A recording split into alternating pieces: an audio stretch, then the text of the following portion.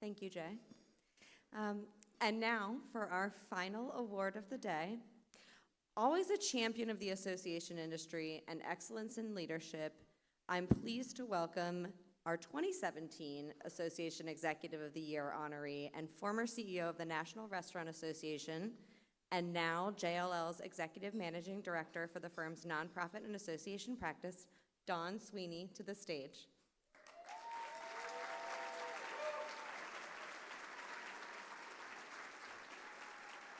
Thank you so much, Brittany. Congratulations again, Jay. What a magnificent, inspiring set of comments. Thank you for providing that for all of us today. I'd like to join in with everyone congratulating all of today's honorees. Each and every one of you are exemplars of leadership and excellence in our profession and beyond. And it brings me special pleasure and great joy today to introduce our 2024 Association Executive of the Year. From Walla Walla, Washington to Washington, D.C., literally, Heidi Brock's light has always shone brightly. As the current CEO of the American Forest and Paper Association, she continues to be at the forefront of innovation, excellence, and continuous improvement with an always strategic focus and a lens bent toward humanity. Her husband, Charles, her son, Sam, and all of her AF and PA family can attest, and allow me to paraphrase a saying, nice guys and women who work hard and have a resilient spirit do finish first. Let's take a look at what makes Heidi so deserving of this award. Please turn your attention to the screens. Heidi Brock is truly a unique association leader. When she walks into a room, she commands respect. Everyone who knows Heidi knows the wisdom and expertise she brings to whatever she does. She's a very thoughtful leader. She's dynamic. She's very effective. She knows how to get things done. What motivates me to work at the American Forest and Paper Association really comes down to the amazing people. They care about one another. They look out for our members. They are deeply grounded in making the world a better place through our sustainable actions. She's always trying to figure out a way for all of us to succeed in the association world. Heidi is out there building coalitions, out visiting our members at their facilities across the country so that we can continue to be passionate advocates. I get the most excited about when we're all working to bring voices together to find common ground, find a common purpose to improve society and the improvement of our world. One of the projects that I have been the most excited about is the industry's effort to update their sustainability goals. And we came up with Better Practices, Better Planet, Sustainable Products for a Sustainable Future, targeting 2030.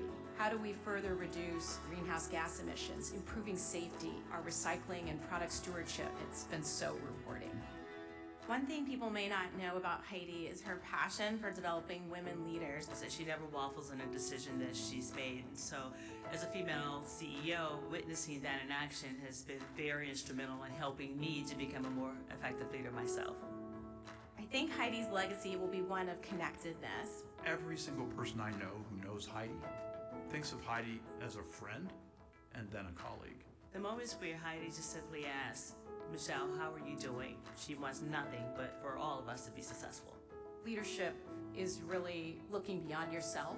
It's about sharing ownership and success and seeking that higher purpose. It's about people. Heidi, congratulations. I just think you are so deserving of this recognition. Congratulations on this very well-deserved honor.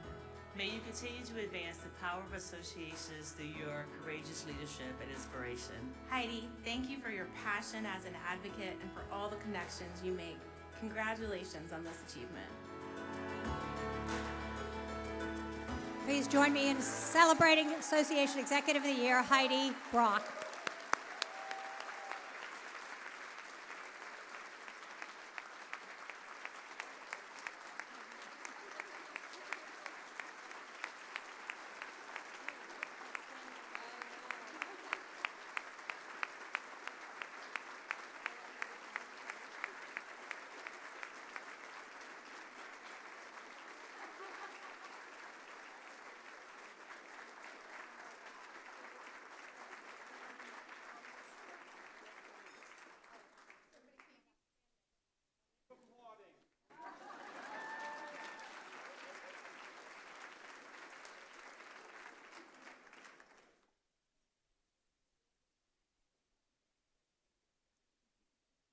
Where's that box of tissue the AFMPA team won an award for earlier today?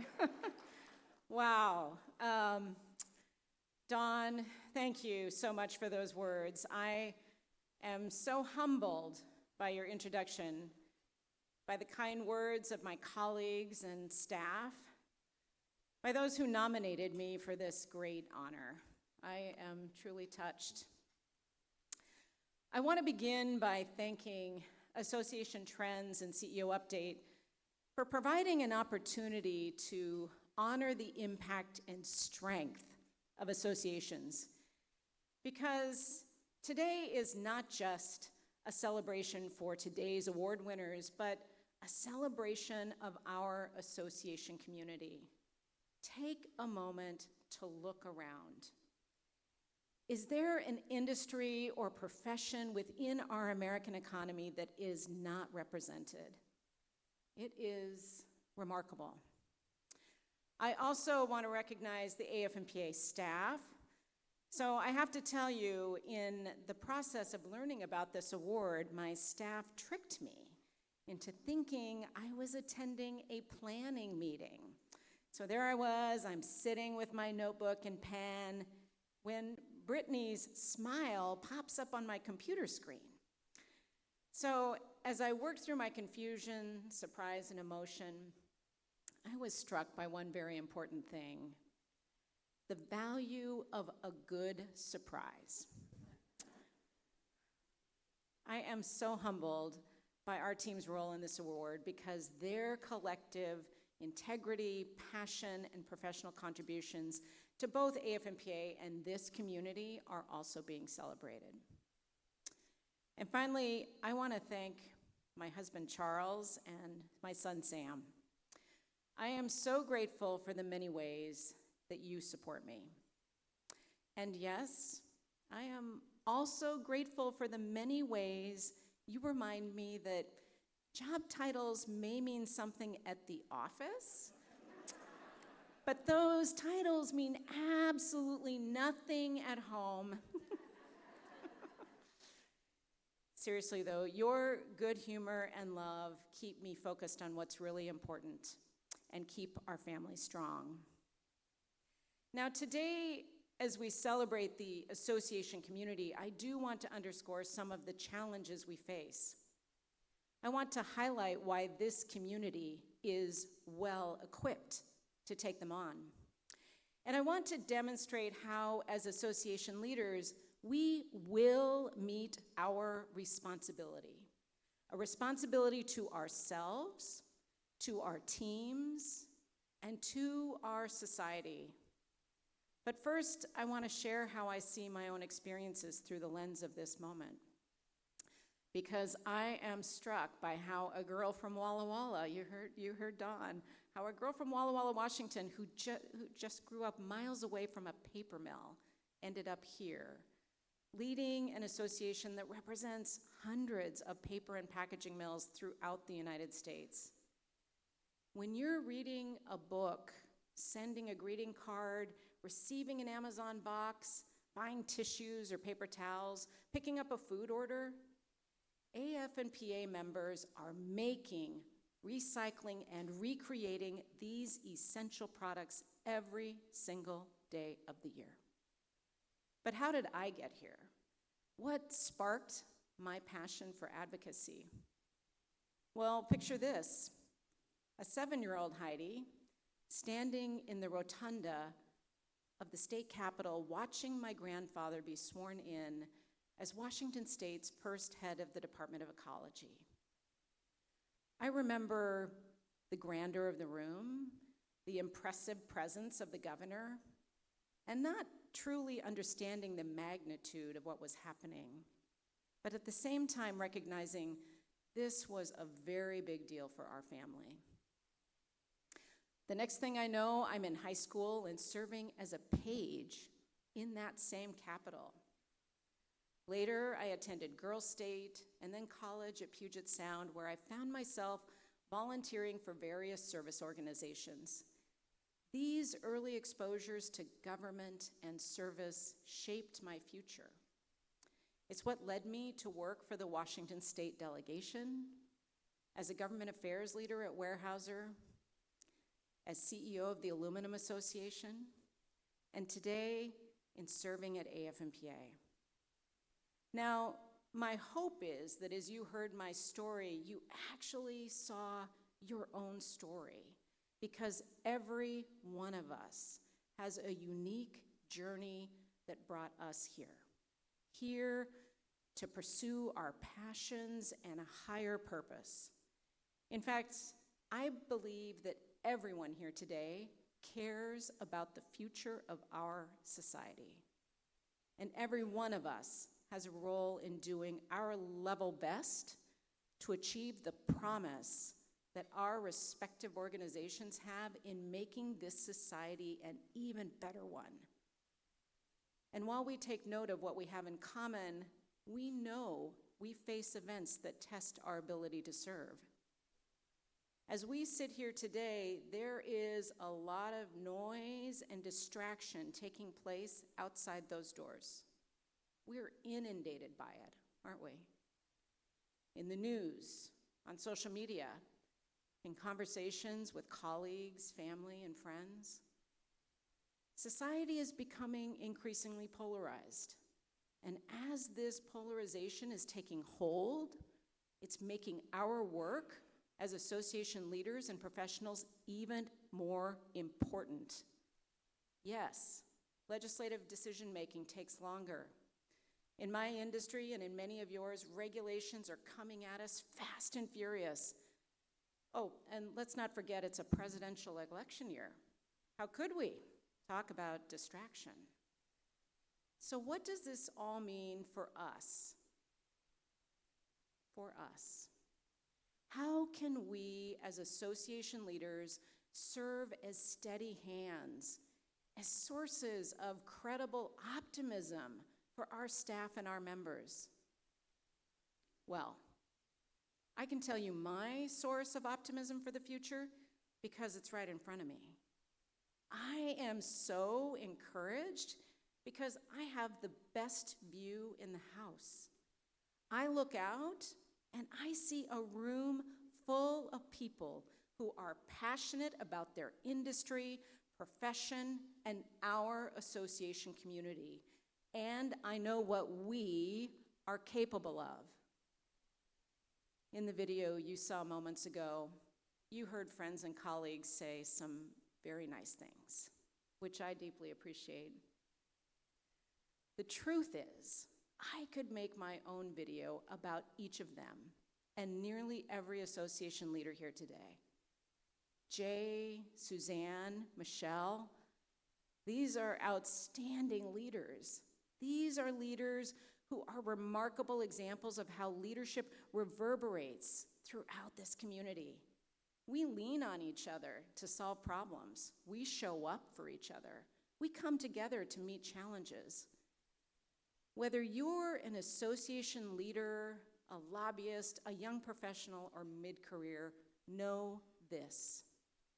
Everyone in this room has a wealth of experience that is being channeled to make our organizations, our industries, and our society stronger. But you no doubt feel the weight of that responsibility. I can still feel the moment when I first felt that kind of responsibility. I was a young legislative assistant, and I was increasingly meeting with business owners and mill workers whose companies and jobs were at risk of disappearing due to government policy. So imagine having just embarked in a career on the Hill, and you are being asked to help navigate someone's livelihood, their ability to put food on the table. These were powerful experiences for me, and they are at the heart of why advocacy, why work that unites voices to participate in the policy development process has become something I am so passionate about. Because with advocacy, it's not just about who is the loudest, It's not about whether you succeed, and it's really about resilience, about listening and seeking fairness and intention in policy decisions. That people have access to their policymakers and that they know the resources available to them to help them win or lose. But when I think back to those early moments, I realize we're faced with similar situations every day, aren't we? Moments that require not just pragmatism, but what I'd like to suggest, and frankly build on Jay's 3 C's for building resilience and ultimately achieving results. So my 3 C's are collaboration, compromise, and connectedness. So let me start with collaboration. When I think about collaboration, I think about all of you. It is nearly impossible to achieve success on your own. Advocacy involves relationships, trust, experience, currency you build over time. And this is the value of a collaborative association community. This is why we are a source of hope and action. We bring others in. We share ownership of our challenges, and we share ownership of our success. We create networks, colleagues we can call when we are truly stumped on the next best step. But I didn't always recognize the benefits of collaboration. One of the most important shifts in my career occurred when I was working on an extremely important piece of legislation at Weyerhaeuser. I wanted to make my mark. I wanted to prove that I could get the job done, that I deserved to be in the rooms where decisions were made. And I felt the weight of the world on my shoulders. I felt immense pressure to succeed. So somewhere in that time, one of my best mentors pulled me aside and asked simply, Heidi, are you trying to make a point, or are you trying to be effective? This was a remarkably supportive summons to leadership, to really consider where my ego was running interference with my professional goals. This was not only an epiphany, but also the start of a lifelong journey. Because collaboration isn't about feeling like you have all the answers. It's not about being the smartest person in the room. It's not about being right. I continue to work on leaning into feeling vulnerable, on asking more questions, on building a network of support. So the first of a few questions I'd like to ask you to reflect on today is this: where are you in your collaboration journey? What are you doing to foster those rock-solid relationships you know you can count on? Collaboration built on credibility, trust, and dare I say, compromise. Yes, my second C is compromise, which, in my humble opinion, is where associations really thrive. But before I tell you why I believe compromise is important, let me first tell you what compromise is not. To me, compromise is not giving something up. It's not throwing all your cards on the table, walking away empty-handed, and it is not a last-ditch effort. Compromise is about seeking out opportunities for common ground. It's facilitating conversations to find a balance. It's the dedicated pursuit of common interest. Remarkably, I continue to experience these qualities often in my visits to Capitol Hill. As you might expect, we meet with Republicans and Democrats, from men and women, from the East Coast to the West, and everywhere in between. In these meetings, I come away heartened to find these essential qualities of compromise are not only necessary, but quite achievable. Yet these conversations are not possible without listening, deeply listening. In a society that is increasingly shouting, my way or no way, we must listen to find balance, opportunities for mutual respect, opportunities to really hear one another. So my second question to you today is, how are you deeply listening? Listening in a way that fosters a spark for compromise and mutual respect in those around you. Which brings me to my final C, connectedness. I want to take a minute on what I mean by the word connectedness. It's more than connection, isn't it? I was an English literature major, so words really matter to me.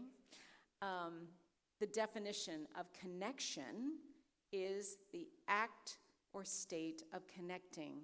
For example, I value my connections with my team, my family, all of you. Connection is a very important word. But connectedness is the feeling of belonging to a particular person or group. I'm going to repeat that. Connectedness is the feeling of belonging. Connectedness is how I feel when I look out into this room. Yes, I have a connection to many of you, but I feel I belong to this community. That feeling is what binds us. The feeling that we trust one another, that we can rely on one another, offer our support, our mentorship, our friendship. But to achieve true connectedness, you have to let vulnerability in, to allow yourself to be comfortable with failure as you try new approaches. So my final question is, how are you fostering a spirit of trust, dependability, and mutual respect within this community? Collaboration, compromise, and connectedness are crucial to both individual and collective capacity to broaden and deepen our responsibility and influence as advocates. To remain effective in navigating an increasingly complex, competitive, and polarized arena, and to strengthen our respective organizations, the members we represent, our economy, and our society. I leave you today with enormous confidence in the character and talent present in this room. And now, I leave you with my heartfelt best wishes for professional fulfillment as you make your voices as advocates heard and your influence unmistakably clear, credible, and compelling.